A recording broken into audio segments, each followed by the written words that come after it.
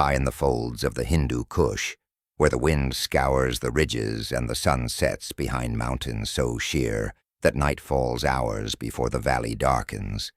Stories are not written in books, but in whispers.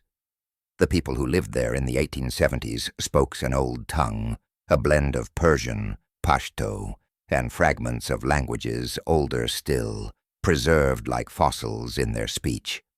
Outsiders rarely came. When they did, they were remembered forever, whether they survived the crossing or not. It was here, in a fortress village clinging to a stone ridge above the river, that the story of the widow of the Gallows began. If you're watching this from somewhere far away, a quiet town, a crowded city, remember, stories like this happened closer to home than you might think.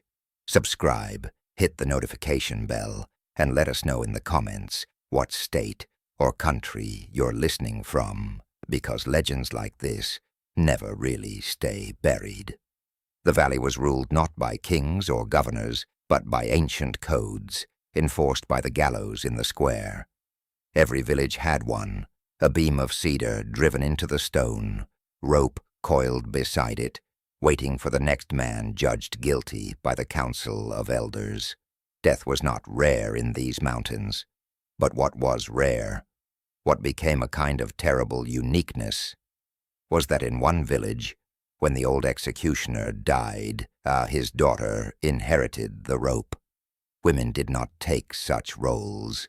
They were expected to grind the flour, tend the herds, sing the songs. But necessity has a way of ignoring tradition, and this woman, already a widow by her 20s, took up the post without asking permission. The first man she executed was her father's final prisoner, and when the rope tightened, the onlookers swore she didn't flinch. She pulled the beam until his neck broke clean. Her neighbors began to whisper. Executioners lived apart even in the most forgiving societies, but a female executioner? That was an omen. Some called her cursed, others pitied her, but they all agreed on one thing. She had eyes like polished obsidian, eyes that did not blink when men begged for their lives. They began calling her the widow, not only because of her own husband's early death, but because every man she touched seemed to meet the same fate. At first it seemed she was simply doing her duty, grim, necessary, despised, but strange patterns began to emerge. The condemned men she put to death were not nameless criminals. They were husbands, fathers, sons of families who had lived in the valley for generations. Yet before the rope went taut, she spoke a vow.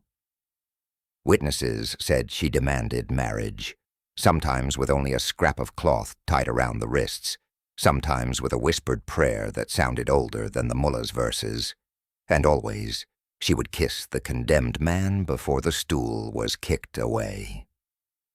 To the villagers, already steeped in superstition and fear, this ritual seemed unbearable. Was she mocking them, or was she binding the dying men to her soul in some darker pact? Over time, fear hardened into legend. The widow's small house near the square filled with tokens, rings, knives, cloths left behind by the men she wed before killing them. Her dowry chest, people said, grew heavier each season.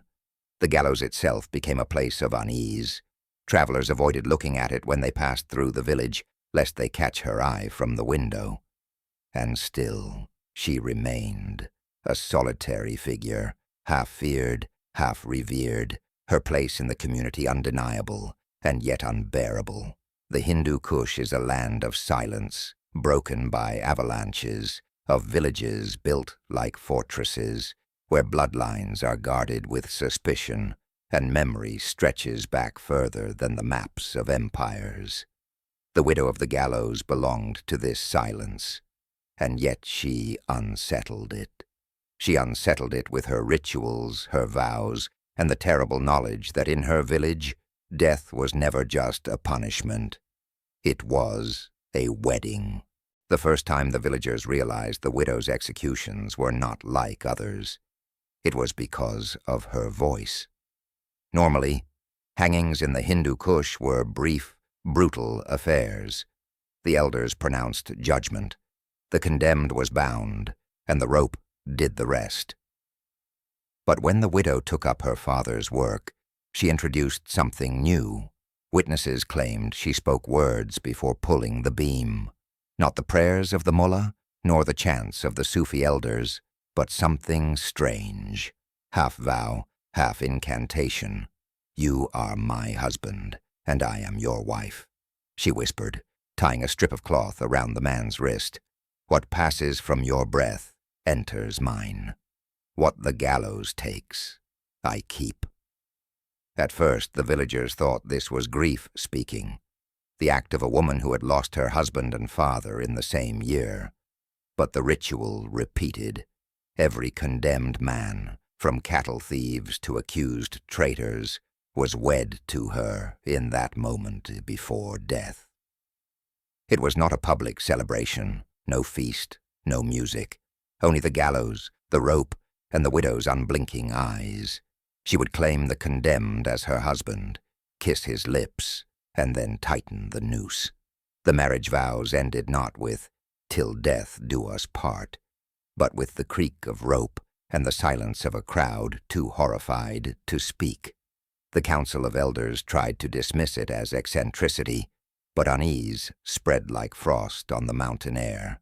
In a valley where every tradition was weighed and remembered, the widow was rewriting ritual itself. One elder told his grandson, "To hang a man is justice, to marry him is sorcery." Mothers began to pull their children closer when she passed. Young women, already suspicious of her role, began to whisper that the widow was hoarding souls the way merchants hoarded coins. Tokens from each union piled in her house. A knife with initials carved on the hilt, a belt buckle of iron polished by use, a ring pulled from a trembling hand. She placed them in her dowry chest, a thing meant for new brides, until it was heavy enough that two men could barely shift it. Some said she slept with it at the foot of her bed. Others swore she opened it each night to whisper the names of her dead husbands into the cedar air. What was most unsettling was how the condemned men responded. Some resisted, cursing her, thrashing against their bonds, but others, and this detail chilled the valley to its bones, seemed to accept it. They looked at her as though her vow gave them a strange peace. One thief, moments before the rope took him, whispered, "Thank you," with a cracked smile. Another spat blood onto her feet, but did not resist the kiss. It was as if the condemned understood something the living could not. That to be her husband was not simply to die, but to live on in a way too terrifying to name. The clergy condemned it, of course. The mullah declared it blasphemy. The old priest who traveled with Armenian traders called it a devil's pact. Yet neither could stop it. For in the valley, justice was not enforced by books or sermons. It was enforced by the one who tied the rope. And so long as the widow stood beside the gallows, her rituals carried the weight of law. Soon, rumors spread to neighboring villages. Traders whispered of the woman who wed her victims before she killed them.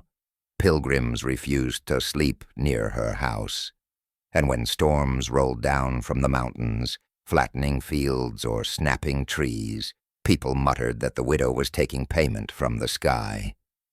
"Each marriage is a contract," one elder said, staring at the gallows beam as if it might sprout teeth. "And she has signed too many." By the end of that decade, she had hanged more than a dozen men and married every one of them. To outsiders, it was unthinkable, but to the people of her valley, it was something worse, unavoidable. No one dared challenge her openly. No one dared touch the chest of dowry tokens that grew heavier with each execution. The gallows became not just a place of justice, but a wedding altar, a place where rope was both veil and shroud. And in the silence that followed each execution, when the crowd dispersed and the mountain wind reclaimed the square, one truth began to settle deep into the bones of the people. The widow of the gallows was no longer just enforcing law. She was making her own. By the spring of 1881, the widow of the gallows was no longer just a grim fixture of justice in her village. She was a presence, a shadow at the edge of every conversation, every dispute, every whispered rumor of wrongdoing. Children dared one another to run past her house at night, their small feet slapping the stone street, their voices cracking with nervous laughter. But adults did not laugh. They crossed themselves in the old ways, muttered prayers under their breath, and turned their faces away when they passed her window. For it was said that the widow never slept, that she sat by the lamplight, eyes fixed on the road, waiting for the next husband the gallows would bring her. What began as uneasy curiosity now hardened into fear. Families started to notice strange patterns. A herd would sicken after an execution, or a field would bloom unnaturally lush. Some thought her rituals were bringing curses. Others swore she was binding blessings to her name. Either way, no one wanted to speak of her too loudly. The mountain wind carried words, and the widow, they whispered, heard everything. It was the women who murmured first. Wives of the condemned spat when they passed her door, though never in sight of her eyes. Widows wept not only for their dead husbands, but for the insult of their final vow being given to another woman, to that woman. Around hearth fires, they whispered that she was stealing more than lives. She was stealing honor. The condemned men were no longer remembered as fathers or brothers, but as husbands of the widow, their family names twisted into hers. Even in death, one grieving sister said, she takes what is not hers. Then came the dreams. Several villagers, unconnected by blood or house, claimed to see the same vision. The widow standing by the gallows beam, her dowry chest open, voices whispering from within. Some said they saw their own dead relatives among those voices. Others woke, screaming, swearing they felt a rope tighten around their throat in their sleep. It was dismissed at first as mountain superstition, the echo of grief. But as the dreams multiplied, so too did the murmurs of something darker. The mullah tried to intervene. He forbade the ritual marriages, declaring them unholy. But when the next man was condemned, a murderer caught with blood on his knife, the widow stepped onto the platform, cloth in hand, vow ready on her lips. The condemned spat on the mullah's shoes and turned his face toward her. "Better her husband than your dog," he growled, and when the widow kissed him, the crowd fell silent. No one stopped her, not the elders, not the priest, not even the mullah himself. Fear changed shape after that. It was no longer fear of blasphemy. It was fear of her power. People began to believe that she had woven something binding, something no prayer could break. Men who might once have mocked her now lowered their voices. Women who had once spat now hid their children indoors. The gallows was no longer just a symbol of law. It was hers. She owned it as surely as she owned the vows of the dying. The breaking point came with the death of a young thief named Harun. Barely 17, caught stealing goats, he should have been flogged or exiled. But the elders decreed death, eager to test whether the widow's ritual was a phase or a curse. When she spoke the vows and claimed him as husband, Harun's mother collapsed, clawing at the dirt. "You've stolen him from me," she shrieked. "Even in the grave you steal him." The council tried to calm her, but the words spread like fire, stealing, taking, owning. Soon the widow's house became a thing to fear in itself. Children swore they saw shapes moving inside, too many shapes for one woman alone. At night, some claimed they heard voices chanting from within. And the chest, always the chest.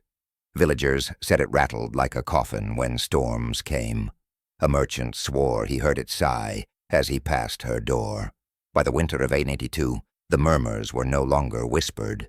They were spoken in corners, in barns, in mountain passes. The widow was not simply an executioner. She was something else. A witch, a bride of death, a keeper of souls. Some argued she had made a pact with the gallows itself, binding herself to its beam. Others whispered older stories of mountain spirits who married men before devouring them, leaving their children to walk among mortals, and yet no one dared remove her. For if the widow was cursed, she was also necessary. Without her, the gallows would stand empty. Without her, justice would falter. Without her, the valley's fragile peace might unravel. And so the murmurs remained murmurs, fear remained fear, and the widow continued her ritual, marrying, killing, collecting, until her very presence made the people of the valley question what they feared more, her rope or her vow. By the mid-1880s, the widow of the gallows had presided over more than 20 executions, and each one had carried her ritual vow. If it had ended there, the story might have faded into whispers of a strange, cursed woman who haunted a single mountain valley. But what unsettled her neighbors most was not the deaths she delivered, but the lives that followed. Children began appearing across the valley. Too many, too widespread, to ignore.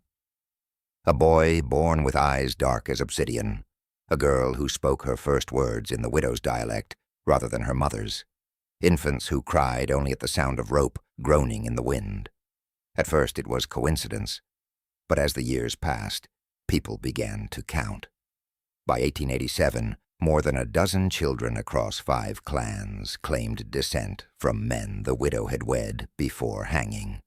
The timing was uncanny, the resemblance undeniable, and the families could not explain it. Whispers multiplied like wildfire. Some said the widow bore children herself in secret, trading infants with women desperate for milk or coin.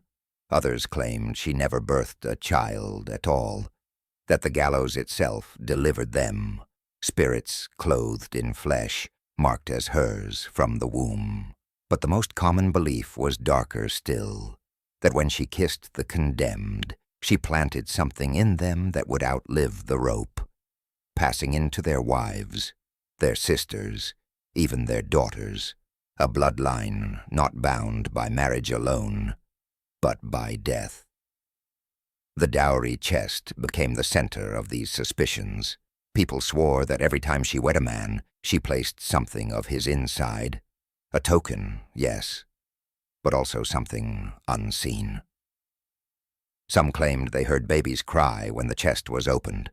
Others said they saw shadows slip into it, like smoke. The chest grew heavier still, until 4 men were needed to move it, though no one dared touch it now. Even thieves left her home untouched, muttering that anything stolen from the widow would find its way back, in blood. By the end of the decade, elders estimated that nearly 200 people in the valley carried her line. Some bore her eyes, some carried her gait. A few were said to share her silence, sitting at the edges of gatherings and watching with the same unsettling calm. Parents began to fear when a child resembled her. It meant their line had been joined to hers, no matter how distant the marriage had been. "We are becoming her people," one elder spat into the fire. "Every family is touched, every house is stained." What terrified them most was that the children thrived. While famine struck other valleys, her supposed descendants rarely sickened. They grew taller, hardier, quicker of wit. Traders remarked on their uncanny resemblance to one another across villages, as if the mountains themselves had bred a new tribe within a generation, and yet no one could prove the widow's hand in it. She never claimed these children. She never spoke of them at all. She simply sat in her house, kept her chest, and waited for the next husband to come to the gallows. By 1890, the legend had twisted into inevitability. The people no longer spoke of if a man would marry the widow, but when an elder quarreled with his neighbor. The younger men muttered, "Careful, or the widow will claim you." A thief was caught in the orchards. Mothers shook their heads and whispered, "She will have another husband soon." Death was no longer just a punishment.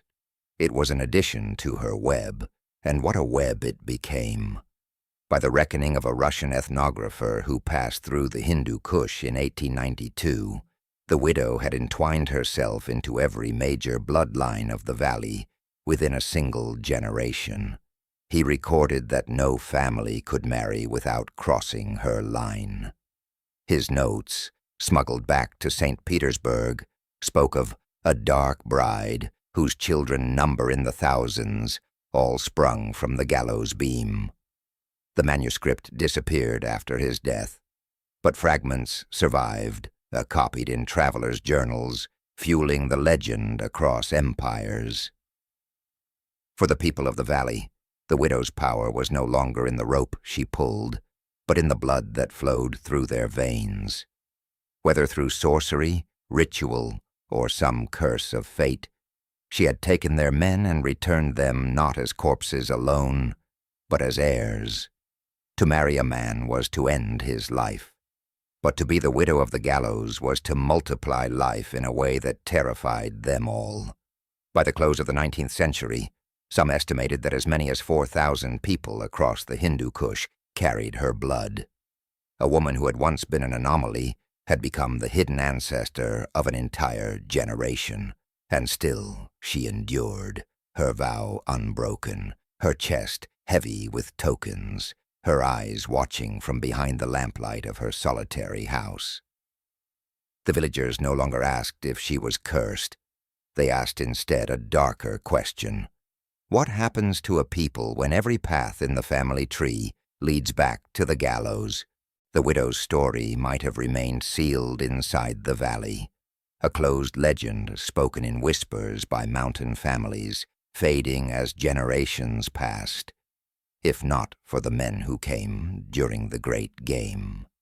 The 1890s were years of maps and treaties, when British officers from India and Russian surveyors from Central Asia scrambled across the Hindu Kush, measuring rivers and cataloging tribes. They carried notebooks and instruments, but what they sought most was knowledge. And knowledge, in those mountains, often came in the form of stories. The first written mention of the widow of the gallows outside her own people appears in the journal of Lieutenant Henry Harcourt, a British officer traveling with a caravan near the Kunar River in 1891. Harcourt's entry was brief but unsettling. Locals speak of a woman who weds every condemned man before he is hanged, and who claims a dowry chest so heavy it cannot be moved. They whisper her blood now runs in every family, and that her kiss is as binding as rope. I am told men fear the marriage more than the gallows itself. His fellow officers dismissed it as mountain superstition, but Harcourt underlined the passage twice in his notes. The handwriting trembles on the page. 2 years later, in 1893, a Russian ethnographer named Sergei Peskov documented the tale in greater detail. Peskov had come to the region to study clan migrations, but what he recorded was far stranger. They call her not only widow, he wrote in his notebook, but bride of the beam. No man may die in the square without first becoming her husband. They believe her chest contains the souls of the condemned, and that her descendants number in the thousands. Indeed, I have seen children in separate villages with identical features, the same dark eyes, the same unblinking stare. Peskov's fascination bordered on obsession. He spent weeks in the valley, sketching the Gallows, copying genealogies, interviewing families who reluctantly admitted their sons or cousins had been claimed by the widow. He wrote that her practice had continued for nearly 2 decades, and that she had performed not fewer than 73 marriages, each ending in hanging, each producing children who appear without explanation across households. His tally, if accurate, would place her line at several thousand within 2 generations. But then, Peskov vanished. His caravan was last seen crossing the Panchkora River. Months later, fragments of his notes turned up in St. Petersburg, missing whole pages, the rest scorched as if by fire. What survived was damning enough. Accusations that the widow's rituals were part of an older cult, predating Islam and Christianity, rooted in bloodlines preserved by death and oath. It is not execution, Peskov wrote in one fragment. It is preservation. News of the widow filtered into colonial reports, though always half-buried between dry accounts of mountain passes and trade routes. British officers recorded rumors of an execution bride whose dowry chest was guarded like a fortress. Russian surveyors mentioned children born of the gallows. But none dared to investigate too closely.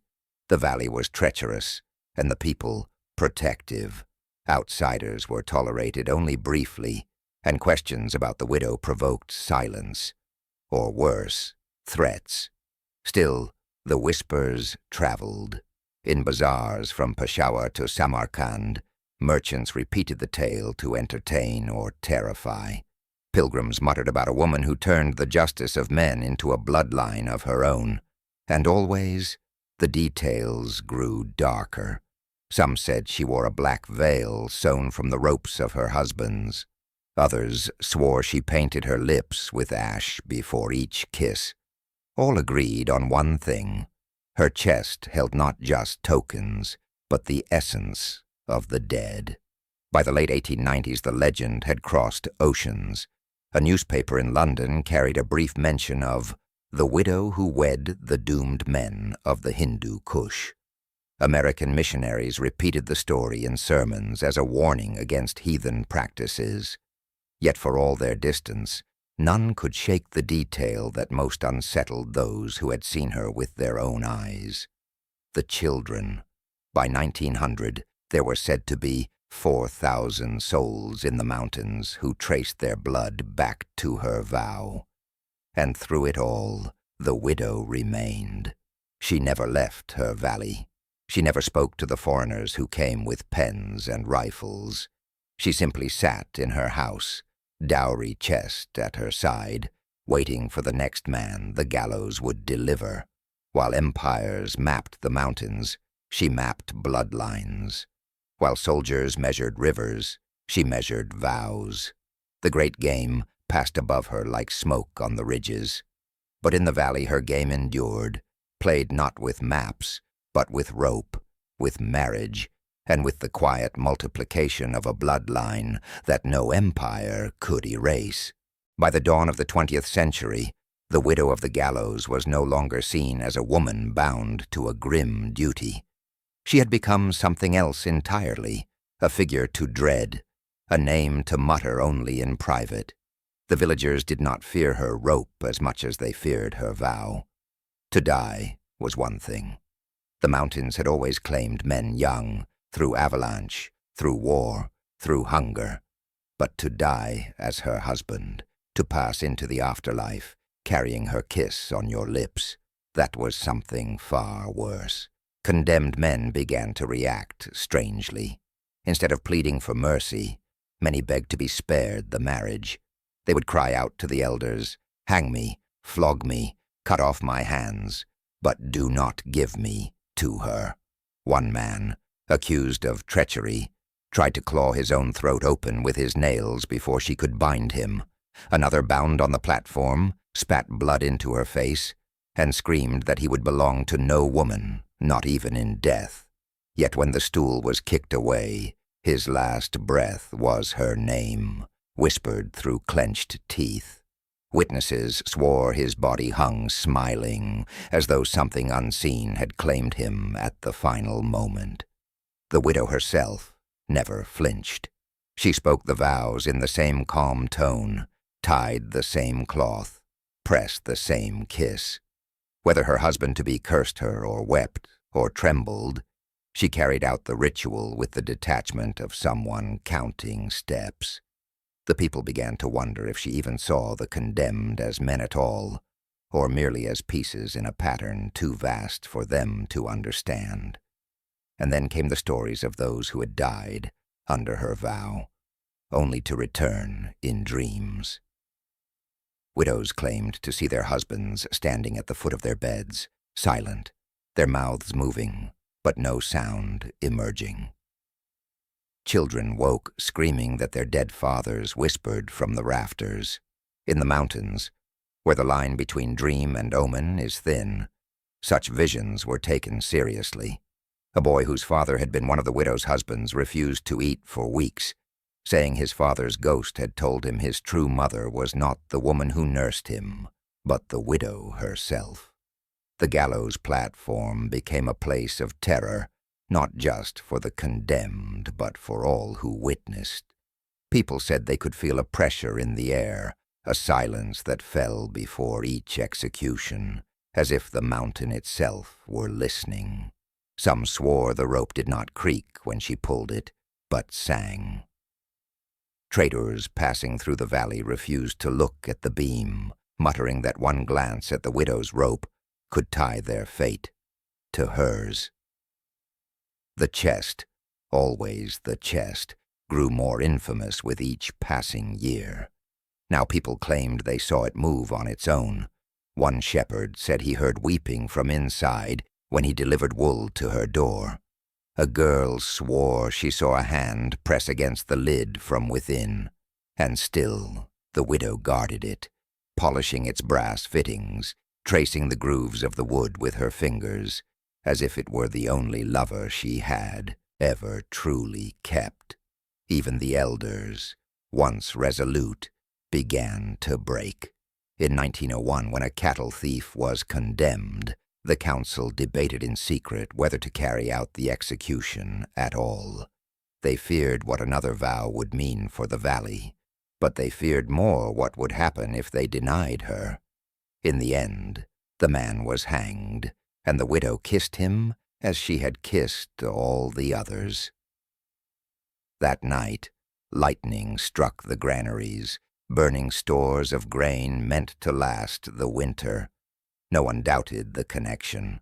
Better her husband than her enemy, one elder muttered, as the flames consumed the harvest. From that year forward, no one interfered. Men were handed over to her with the same inevitability as lambs to slaughter. Some condemned prisoners went mad in their cells, clawing the walls, begging to be executed by sword or fire instead. One even poisoned himself with wild hemlock, only to be dragged to the gallows half dead, bound to her vow regardless.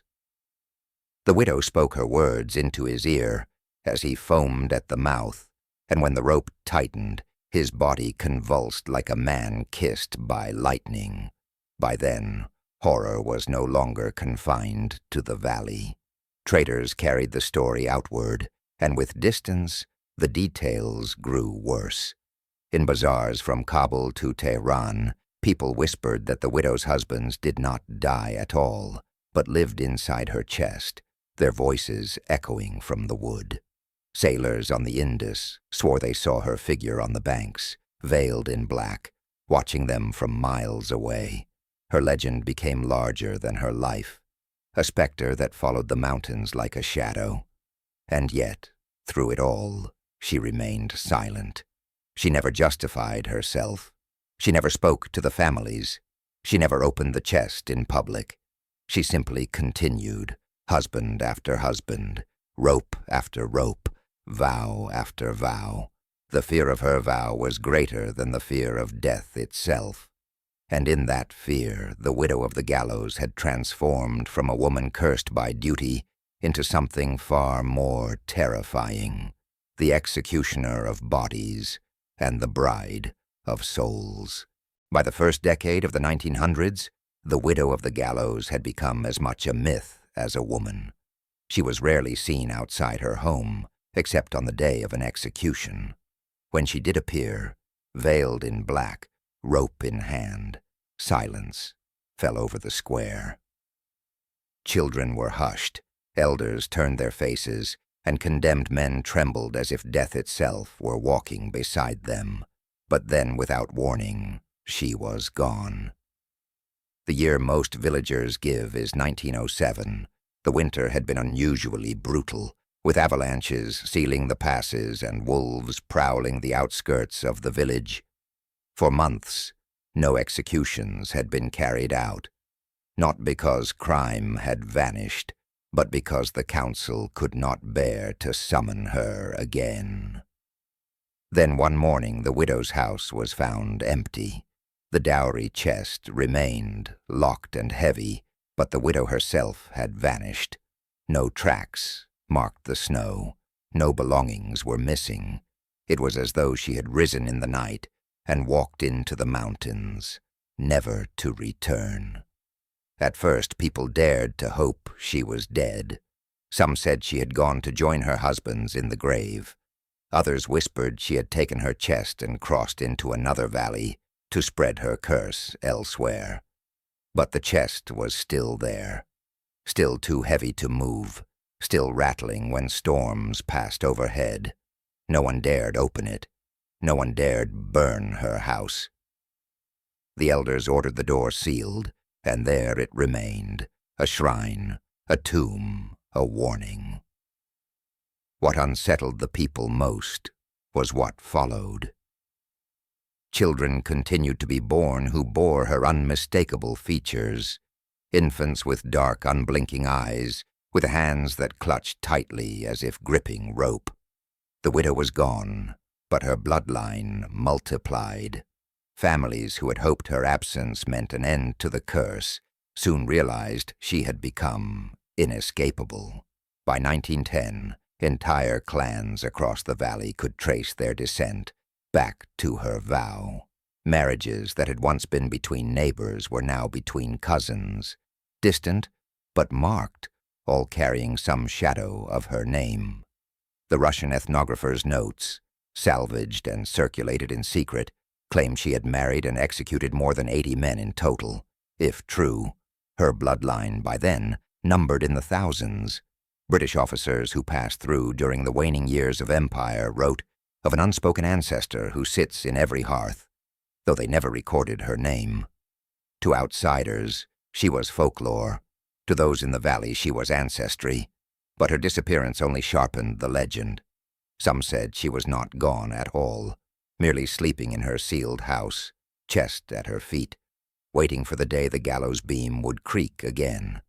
Others swore she had ascended into the mountains, where her husband's souls built her a fortress of snow and shadow. Hunters told of seeing a veiled woman on the ridges, watching them from afar. Shepherds whispered that her voice carried on the wind, calling men by name.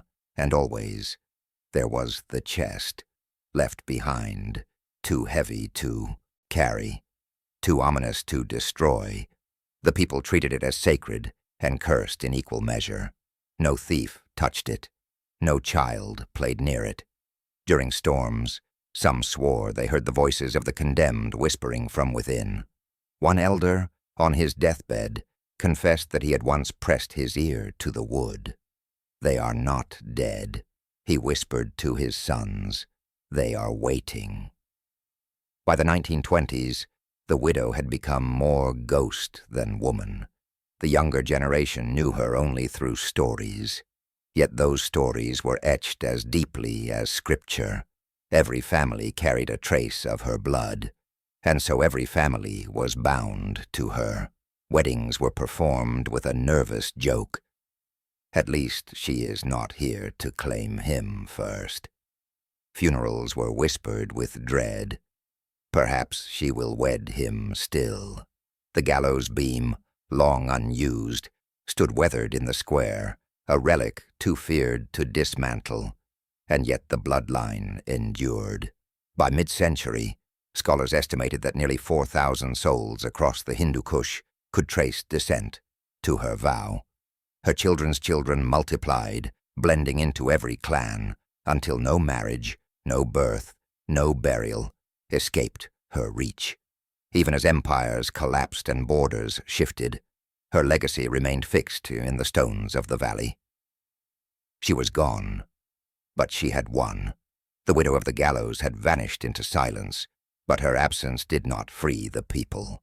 It bound them tighter, for a woman can be forgotten, but a bloodline, once seeded, cannot. The gallows stood empty, the house stood sealed, but the children played in the dust with eyes as dark as hers, and each generation asked the same question their ancestors had whispered before them. Where did she go, and will she return? By the time the Great War shook the world far beyond the mountains, the widow of the gallows was no longer a woman remembered, but a legend retold. Her name, if she ever had one, was erased. No one dared speak it aloud. She was only the widow, or bride of the beam, or, in the oldest tongue of the valley, Kudzan Dara, the woman who takes. Her story was not written in books, but carried in voices, passed around firesides, muttered on the lips of shepherds who guided their flocks through passes haunted by silence. The widow had vanished, but her bloodline had not, and the people carried her in their veins even as they tried to banish her from their tongues. Folklore has a way of sharpening with each telling. By the 1920s, children were told never to whistle near the gallows beam, lest the widow mistake it for a wedding song and come to claim them. Lovers were warned not to linger in the square at night, for the widow walked there, searching for new husbands, and would tie unseen knots around their necks. Women whispered that if their husbands looked too long into the fire, the widow would see them through the flames and call them to her. Even silence became dangerous. Some swore that to speak of her too little was to invite her attention, just as much as to speak of her too much. The dowry chest became a relic of fear, locked inside her sealed house. Its presence still dominated the imagination of the valley. Stories spread of those who tried to approach it. A boy dared by his friends to touch the door returned pale, unable to speak for 3 days. A trader who boasted he would open the chest vanished on the mountain road, his pack animals found wandering, his goods untouched. One tale told of a thief who slipped inside during a storm. In the morning the door stood open, the snow around it marked with 2 sets of footprints, the thief's leading in, and another, smaller pair leading out. The thief himself was never found. But the strangest part of the folklore was how the descendants themselves began to weave her into their own stories. Families who traced their blood to one of her marriages spoke with shame in public, but in private, some claimed it as a mark of pride. The widow's blood runs strong, they whispered. That is why our sons are tall, why our daughters do not sicken. Rival clans, when arguing land or water rights, would accuse one another of being born of the gallows, as if it were an insult, even though all of them were touched by her in some measure. What had begun as a curse slowly twisted into identity, a hidden badge that no one would admit, but no one could deny. Travelers added to the myth, as they always do.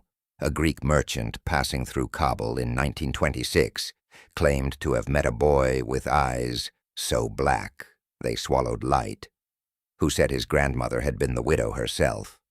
A missionary from Boston wrote in her journal of a village that refused to let her enter a certain house, saying it was where the widow slept, and Russian officers retreating through the mountains after the revolution told of seeing her veil fluttering on a ridge, though no wind blew. Every retelling added new shadows, but all carried the same core truth. She had married the condemned, she had vanished without burial, and her blood now threaded the lives of thousands. By the 1930s, when scholars from Kabul and Delhi began cataloging tribal histories, they encountered the same problem. No matter which family they interviewed, the widow appeared in the background, like a watermark on every genealogy. Some spoke of her bitterly, others with a kind of fearful awe. One elder told a visiting historian, "We all belong to her now. You too, if you marry among us. She is not in the past. She is in the blood." The historian, unnerved, left the valley early and never returned. Even the condemned of later years were not free of her. Though hangings eventually ceased, replaced by exile or blood price, prisoners awaiting judgment were said to dream of her. They woke with rope burns on their necks, though no rope had touched them. One swore that the widow visited him in his cell, whispering the vow in a voice like dry leaves. "You are my husband, and I am your wife." He hanged himself before dawn. Folklore bled into ritual. Weddings began to include a symbolic knot, tied and then untied, to undo the widow's claim.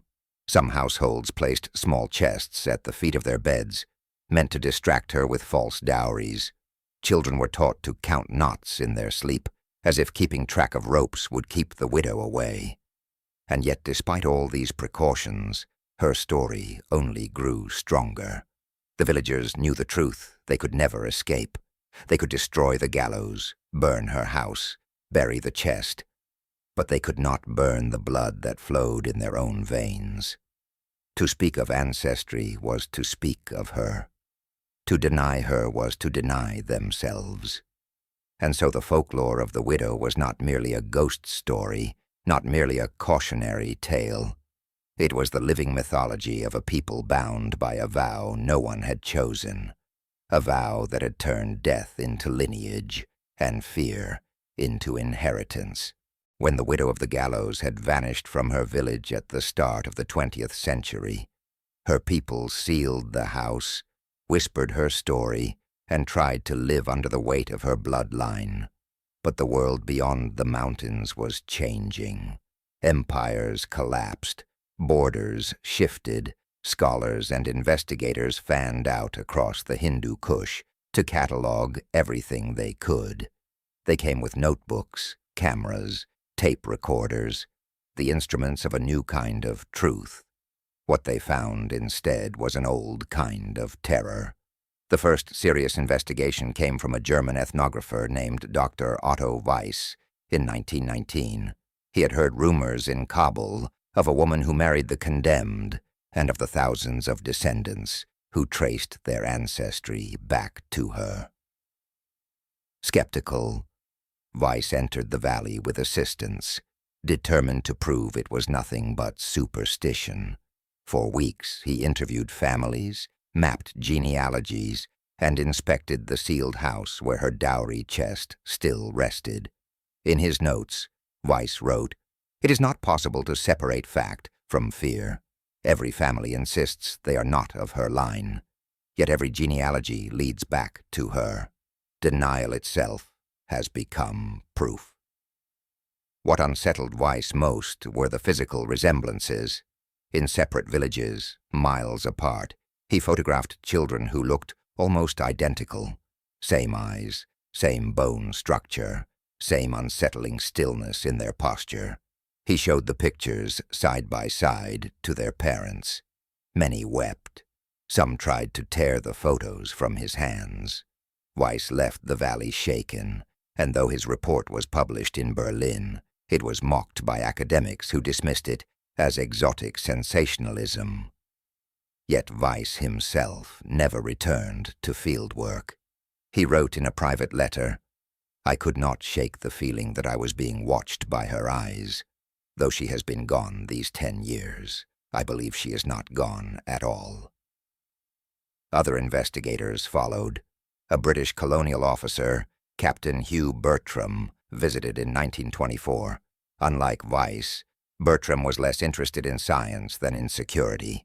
Rumors had reached him that the widow's bloodline, numbering in the thousands, was bound by oath, that her descendants formed a secret society loyal not to any empire or tribe, but to her. Bertram's diary, later recovered in Peshawar, records his unease. They speak of her as if she were a living sovereign, not a ghost. Men in their 50s swear they are her sons. Women claim their wombs were opened by her vow. The dowry chest is said to rattle at night. I asked to see it, but they grew violent. I fear to press further. Bertram left the valley with a handful of names and sketches, but his report was buried by the colonial administration, too bizarre to be useful. Anthropologists in the 1930s tried to apply new theories. Some argued that the widow's marriages were symbolic acts of property transfer, that she claimed condemned men so their estates could be redistributed without feud. Others suggested it was a fertility cult, a way of ensuring the condemned lived on through symbolic union. Psychologists pointed to collective hysteria, the way grief could transform into myth when carried across generations. But none of these explanations satisfied those who visited the valley. For the widow was not just story. She was presence. Her house still stood. Her chest still rattled in storms, and her descendants still bore her features. The most chilling theory came from a French anthropologist, Marie Delacroix, who traveled to the valley in 1935. She argued that the widow's vow was not symbolic at all, but literal. In her journal she wrote, "Marriage before death creates a lineage of obligation. To wed is to bind. If she truly wed 80 men, then all their wives, sisters, and daughters were joined to her by law of custom.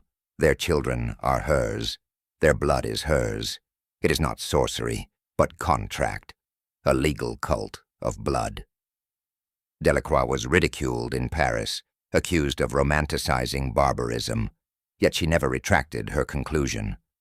"The widow still lives," she told colleagues, "not as a ghost, but as a law in the flesh of her people." Other outsiders pushed darker interpretations. Soviet investigators, during their brief incursions into the region in the 1940s, whispered that the widow's house was a site of ritual sacrifice. One officer claimed the chest contained bones, not tokens. Another swore that Soviet engineers who tried to open it were struck down by sudden fever. Their notes disappeared into Moscow archives, never released. Through all these attempts at explanation, sociological, psychological, political, the same problem persisted. No one could explain away the sheer number of descendants. By mid-century, estimates placed the widow's bloodline at over 4,000. In village after village, in tribe after tribe, her mark endured. To deny her was impossible. To accept her was unbearable.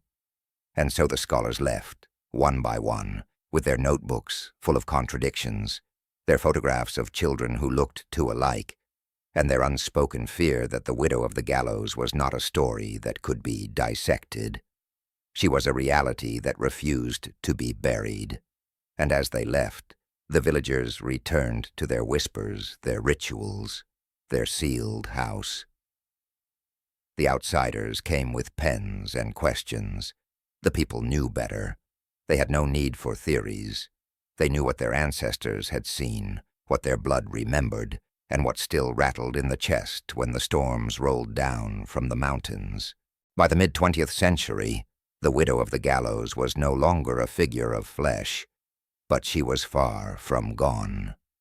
The empires that once marched soldiers and surveyors through the Hindu Kush collapsed into dust. But the widow remained in the blood of the people who lived there, and increasingly in the stories of those who left.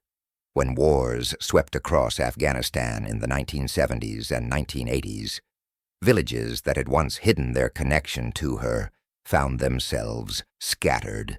Refugees fled into Pakistan, Iran, and further still, Europe, America, Australia. Yet even in flight, they carried the same whispers.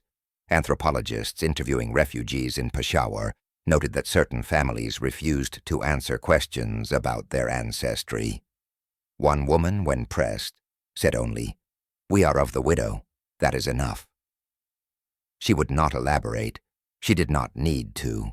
The other families understood. Her descendants, now counted in the tens of thousands, began to tell their own stories. Some claimed that men who went to war carried her protection, that bullets missed, that wounds healed too quickly. Others whispered that the bloodline was cursed, that her sons were prone to violence, her daughters to silence. Soldiers from foreign armies deployed to the mountains during the Soviet invasion spoke of villagers who all seemed to carry the same dark eyes, the same unsettling stillness. They called it the widow's look. By the 1990s, journalists in Kabul reported rumors of a bride cult in the Hindu Kush. The stories were always vague: a woman who wed the condemned, a chest of tokens, descendants scattered across valleys. Some dismissed it as folklore, others as metaphor. Yet photographs from refugee camps showed children with faces eerily alike, separated by miles, their eyes fixed on the camera with that same unblinking intensity. Even diaspora communities carried the myth.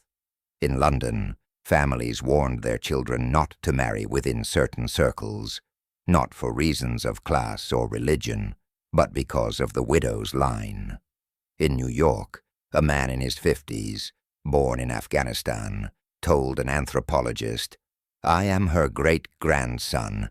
We all are, if we are honest. That is why we do not forget her." He laughed when he said it, but his hands shook. Modern science has tried to approach the question. Geneticists studying isolated populations in the region noted an unusual degree of shared ancestry. Lineages that should have diverged centuries ago instead converged, as if tied back to a single maternal ancestor within the last 140 years. The reports did not name her, but the villagers did. Kudzan Dara, the widow of the Gallows. Her house still stands in the valley, sealed and avoided. The gallows beam, weathered but unbroken, leans in the square. And the chest, always the chest, remains locked, its brass tarnished, its weight undiminished. Locals say no one dares open it, though every generation someone threatens to try. One boy, Siasin, 1962, pried at the lock with a knife. That night, a storm struck, lightning burning the tree outside his house to ash. He left the valley soon after and was never seen again. To this day, the chest has not been opened, and yet the widow's presence echoes not only in objects and stories, but in blood. Today, estimates suggest her descendants number well beyond 4,000, perhaps closer to 10 or 20,000, scattered across nations.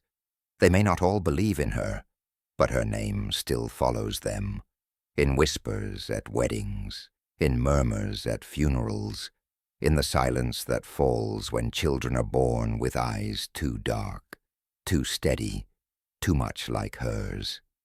So when you hear the tale of the widow of the Gallows, the woman who married every man she executed, whose vow outlived the rope, whose bloodline still walks among us, remember this: some stories are not just stories. They are inheritances, they are warnings, they are echoes that will not die.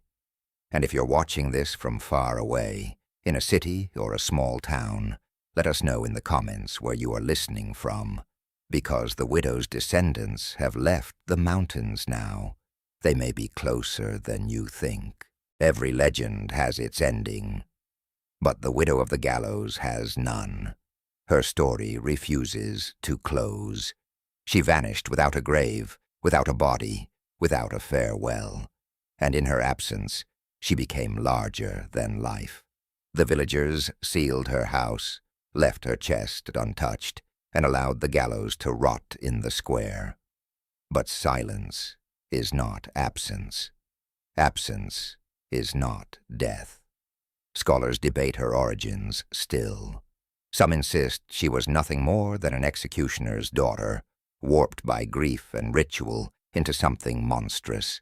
Others argue she was part of an older tradition, a bloodline cult stretching back before Islam, before Christianity, before even Zoroastrian fire burned in the mountains.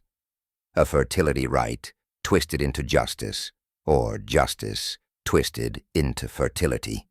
The anthropologists write papers. The historians cross-reference diaries. The geneticists test blood. Yet none of them can answer the question that lingers over the mountains like a shadow. Why marriage? Was the vow a cruel joke, a final humiliation for condemned men?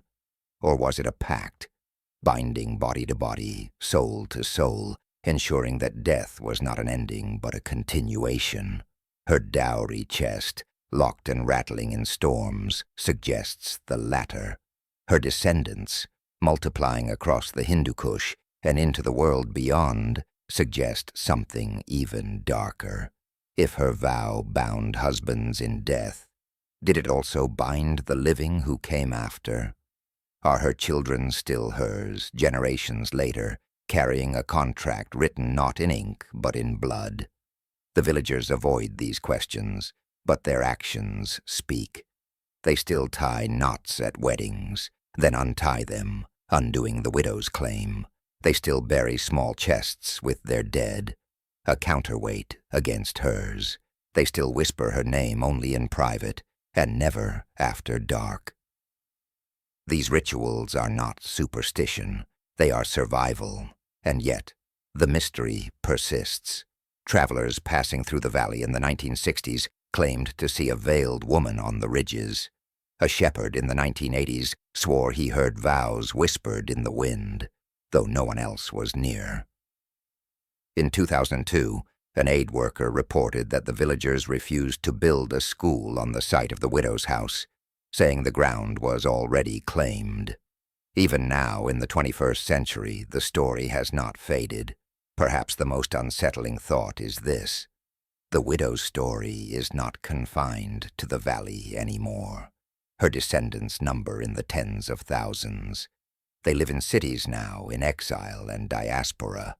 They marry, they have children, and the blood spreads farther still. They may not all believe in her, but belief is not required. Inheritance does not ask permission.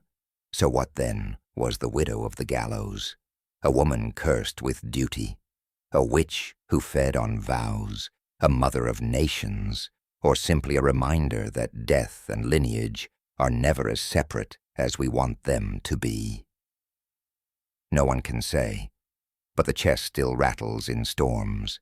The gallows beam still leans in the square, and the children still bear her eyes. Some mysteries end with answers. Others endure because the answers are too large, too heavy, too dangerous. The widow's vow was one of those. Her story was never meant to close. It was meant to spread. If this tale unsettled you, share it with a friend who loves dark history and forgotten folklore. Subscribe, hit the notification bell, and let us know in the comments where you're listening from. Because if the widow's bloodline truly numbers in the thousands, her descendants may be closer than you think. And if the vow was real, then perhaps it was never broken. Perhaps it was only waiting.